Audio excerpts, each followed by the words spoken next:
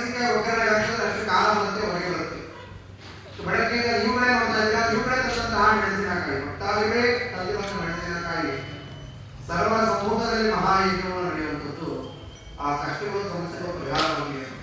ಅದರಲ್ಲೂ ಕೂಡ ಪ್ರಮುಖವಾಗಿ ವಾಮಾಚಾರ, ಮಾಟಮಂತ್ರ, ಶತ್ರುಕಾಟ, ಭೂತ ಪ್ರೇತ ವಿಚಾರಗಳಂತಹ ಸಮಸ್ಯೆಗಳು, ಎಷ್ಟೋ ವರ್ಷಗಳಿಂದ ನಿಮ್ಮನ್ನ ಕಾಣಿಸ್ತಾ ಇದ್ದ ಸಮಸ್ಯೆಗಳು, ಮಾಂತ್ರಿಕ ಪ್ರಯೋಗವನ್ನು ಪ್ರಯಾಣ ಮಾಡುವ ಶಕ್ತಿ ದೇವತೆ ಮಹಾಮೃತ್ಯುಗಳಾಗಿ 4 ವೇದಗಳಲ್ಲಿ ಅಕ್ರಮ ವೇದದಲ್ಲಿ ತಿಳಿಸಿರುವಂತಹ ಉಗ್ರ ದೇವತೆ. ಈ ದೇವಾಲಯ ಬೇರೆ ಎಲ್ಲೂ ಕೂಡ ಈ ಭಾರತ ದೇಶದಲ್ಲಿ ಮಹಾಪ್ರತ್ಯಂಗರ ದೇವಿ ದೇವಾಲಯ ನಿರ್ಮಾಣ ಆಗಿಲ್ಲ. ಇನ್ನೊಂದು, ನಿಮಗೆ ಬರಬೇಕಾಗಿರುವ ಆಸ್ತಿ ಸ್ವಂತ ದಾಯಾದಿಗಳಾಗಿರುವ ಅಣ್ಣ ತಮ್ಮಂದ್ರೆ ಮೋಸ ಮಾಡಿ ನಿಮಗೆ ಮನೆಯಿಂದ ಆಚೆ ಹಾಕಿರ್ಬೋದು, ಇಲ್ಲ ನಿಮಗೆ ಕೊಡದಲ್ಲೇ ವಂಚನೆ ಮಾಡಿರ್ಬೋದು, ಕೊಡ್ತೀನಿ ಅಂತ ಸತಾಯಿಸ್ತಾ ಇರ್ಬೋದು, ಹಣ ಇಸ್ಕೊಂಡು ವಾಪಸ್ ಕೊಡದಲ್ಲೇ ಮೋಸ ಮಾಡಿರ್ಬೋದು. ಹಣ ಇಸ್ಕೊಳ್ಬೇಕಾದ್ರೆ ಸ್ನೇಹಿತರಾಗಿರ್ತಾರೆ, ಸಂಬಂಧಿಕರಾಗಿರ್ತಾರೆ, ವಾಪಸ್ ಕೇಳಿದ್ರೆ ಇಲ್ಲಿ ಏನು ದಾಖಲಾತಿಗಳಿದೆ, ಇದೇನು ಅಗ್ರಿಮೆಂಟ್ ಇರಲ್ಲ, ಸೈನ್ ಇರಲ್ಲ, ಸಿಗ್ನೇಚರ್ ಇರಲ್ಲ, ಪತ್ರ ಪೇಪರ್ಗಳು ಇರೋದಿಲ್ಲ, ಅವಾಗ ಮೋಸ ಮಾಡ್ತಾರೆ, ನಂಬಿಕೆ ದ್ರೋಹ ಮಾಡ್ತಾರೆ. ಎಷ್ಟೋ ಜನಗಳ ಮನೆಯಲ್ಲಿ ಇದು ನಡೀತಾ ಇದೆ. 100ಕ್ಕೆ 90% ಜನರ ಮನೆ ನಡೀತಾ ಇದೆ. ಗಂಡಂದ್ರು ಬೇರೆ ಕೆಟ್ಟ ಹೆಂಗಸು ಸಮಾಸ ಮಾಡಿರ್ತಾರೆ, ಸಂಸಾರ ಜೀವನ ಹಾಳಾಗಿರುತ್ತೆ.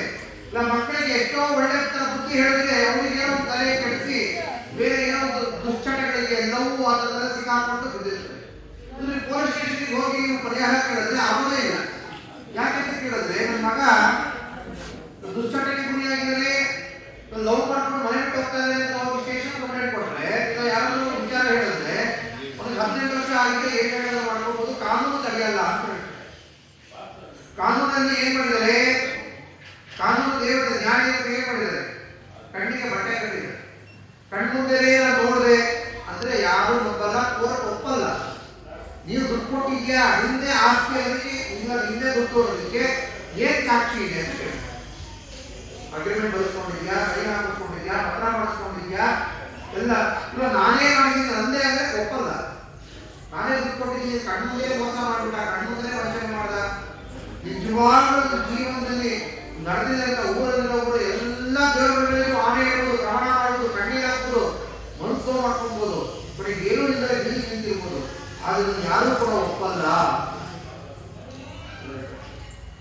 ಯಾರು ಅವರ ದುಃಖ ಕಷ್ಟ ಸಿಕ್ಕಾಕೊಂಡು ಅನುಭವಿಸ್ತಾ ಇರ್ತಾರೆ ಅವ್ರಿಗೆ ಮಾತ್ರ ಗೊತ್ತಾಗುತ್ತೆ. ಕೊನೆಗೆ ಏನೇ ಮಾಡಿದ್ರು ಕೂಡ